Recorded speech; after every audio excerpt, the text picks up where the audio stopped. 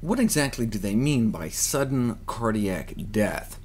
It's defined as the sudden, unexpected natural death from a cardiac cause, a short time, generally less than an hour, after the onset of symptoms in a person without any known previous condition. Most know that the #1 killer of both men and women in the United States is heart disease.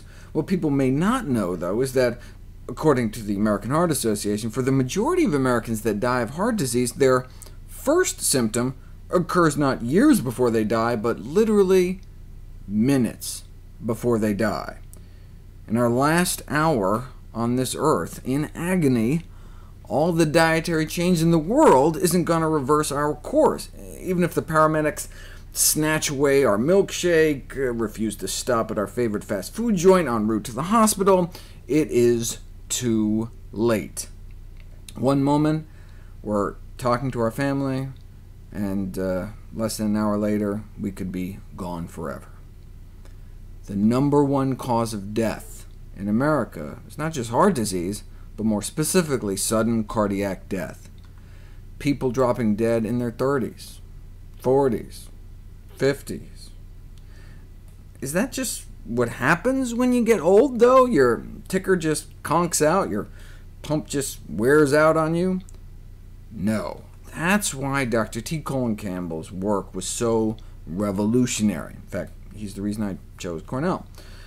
At the same time Ornish was studying what effect a plant-based diet was having on hundreds of people, Campbell and colleagues were studying hundreds of thousands. Here's just one of the 894 pages of the Oxford-Cornell-China study. Let me share just one statistic. Guizhou County in China, where among a population of 246,000 men over 3 years, there was not a single recorded death from coronary artery disease. If that was in the U.S., that many men, it would be thousands of recorded deaths. Instead, there were none.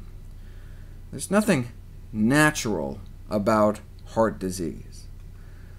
So when Dr. Esselstyn talks about how most heart disease is a toothless paper tiger that need never exist, and if it does exist, need never progress, he's not exaggerating. Nobody else has to die. Plant-based diets can prevent, successfully treat, and even reverse our #1 killer.